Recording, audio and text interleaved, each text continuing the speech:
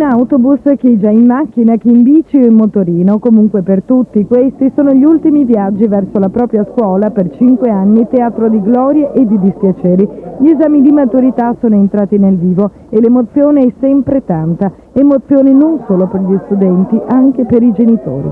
Convinti che le commissioni che ci sono oggi siano molto dalla parte dei giovani.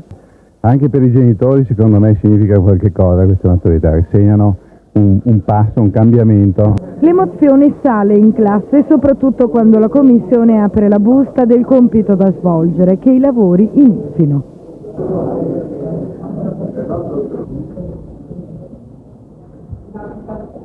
Sono passate le 13, i primi ad uscire sono i ragazzi del Tito Livio.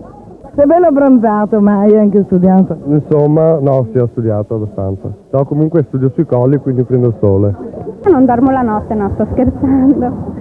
Dormo benissimo la notte, forse è quello il mio problema, che non ho abbastanza ansia per prepararmi bene. Comunque sono contenta di questi due compiti, anche del clima di solidarietà, diciamo, fra compagni, che è molto importante. E tu invece come ti sei preparata?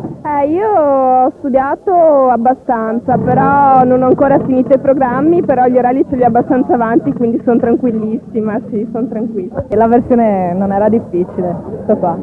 Senti, hai paura degli orali? No. Lo scoglio maggiore erano gli iscritti, perché insomma sono l'incognita maggiore, ecco. Paura più degli iscritti o degli orali? Ma io ho una paura micidiale del compito di matematica scritto.